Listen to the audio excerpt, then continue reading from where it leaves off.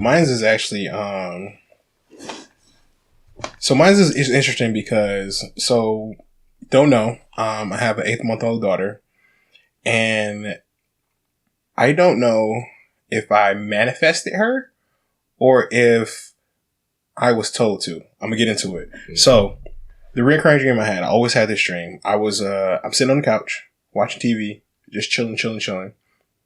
Door opens. I never see the woman's face. It's just a woman with long dark hair. Mm. A little girl runs in, takes her backpack off, throws it on the floor. She comes up next to me, sits on the couch with me, like wraps up in my arms, and we watch TV together. Mm. And then like it skips forward in time.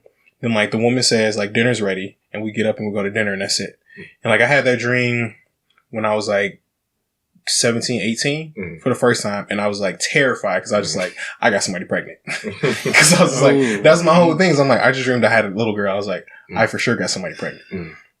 So then I had the dream again, and I was probably like maybe like 22, 23.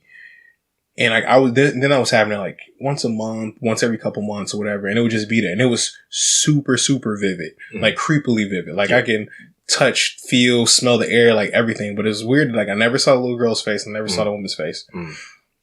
And I've always wanted to have a little girl first.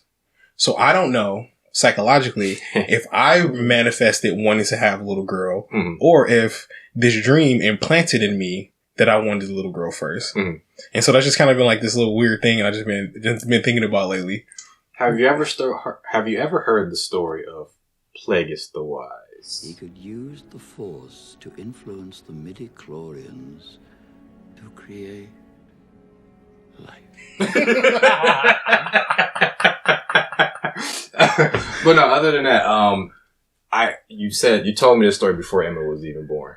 Yeah, everything you just said in vivid detail. I remember everything you just said years and years ago. And it was just weird. So like when leading up to her pregnancy, I was like gung ho to be a girl. And everyone told me everyone's like, nah, it's gonna be a boy, it's gonna be a boy. At least you have a boy. And I was like, nah, I want a girl first. And everyone's like, why? And I'm like, well, me being a man, boys are dumb. And they're real dumb when they're little. But I'm like, girls tend to be a little bit smarter, and they tend to be a little bit more smarter about the bad shit that they do.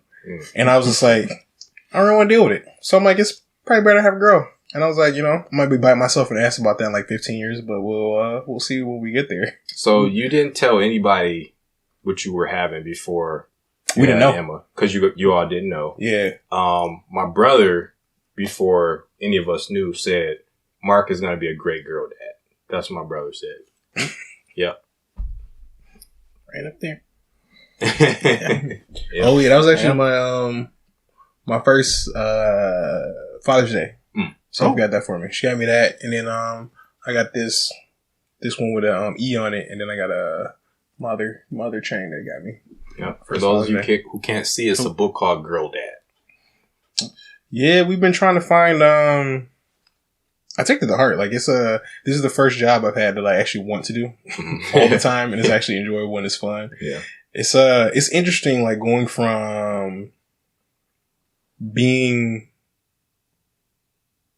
just like not having a kid to having a kid, and not in like the typical ways that like people would think, like, obviously like late nights, early mornings, still with the kid, whatever. But it's just like, it's watching them learn and grow. Cause you realize like, you have your friends like with us, we see each other learn different tasks or whatever, but it's like actually like seeing someone figure something out is like, that's the best feeling in the world now. Yeah. And it's like, especially when it's like, she's learning how to, when she gets tangled up and stuff, I'll leave her tangled up for a minute. And like, she's been getting herself out of it. Like she'll try one way, and if it doesn't work, she's been like walking around other way. Good example. So I was getting ready upstairs, and we have this long hallway to go down to the bathroom, but I didn't want her to get to the bathroom because there's a bunch of shit she doesn't need to get in the bathroom. So I just put like pillows and covers in the floor or whatever, just made like a little obstacle course. And I was like, yeah, that'll keep her busy for a while. I love her like 5 minutes later. She's just like, what up, Dad?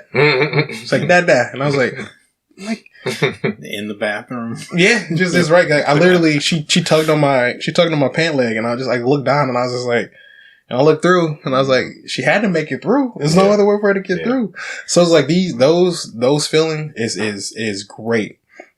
And one of the guys at work asked me one day, he was just like, is it more stressful having a kid? And I was like, honestly, it is in a way, but for another reason, I mean, the other side of that, it's not at all. Like, it's not stressful at all because it's like, in my situation, it's like, I have a kid with the woman I love. So it's just like, you are the product of our love. So it's just like, nah, I don't know. I don't feel the stress of it because it's like, I want to see you grow. Like, I want to see you succeed. Like, I want to see you do all these things. So it's just like, yeah, you know, some days do I want to punch the moon? Yes. God, yes.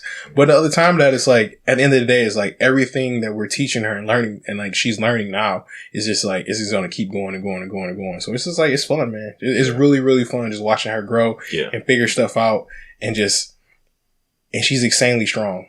Mm-hmm. And that's just like, it's weird. Yeah, you made Anakin Skywalker. Congratulations. Ironic. Congratulations, Plagueis. Just so she stays away from the dark side. If she does, she doesn't cry about it the whole time.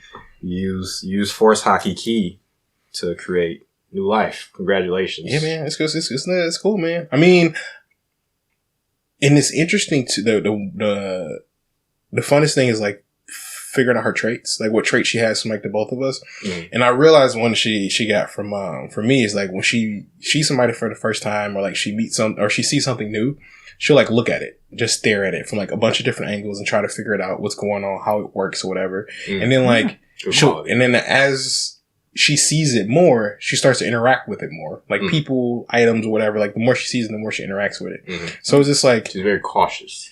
She's very cautious, but also very reckless too. Like because if it's something she knows what it is, caution is just out of there. Mm-hmm. Both of y'all. Yeah, I noticed earlier today she looked at Breezy, was like, hi, hi, hi. She looked at Dad, she's like, oh, give me. And then she looked at me and was like, and then she looked back at you, and then you look at her like, what's up with that guy? Who you? She's like, oh. Like, oh. No, the smiling and laughter just stopped when she saw me. I felt self-conscious. It's actually, no, she had to warm up to me. I had to warm her up in the room in there. You did come talk to her earlier. Yeah, when I was in there, she was just staring at me too. Just. Yeah, it doesn't help that like me and So both have Russian bitch face, so she got like an amplified version of it. Mm-hmm. Hey, that's fair. Hey, you need to tell me what you about right away. Either way, I need to understand you first before we become cool. How it should be.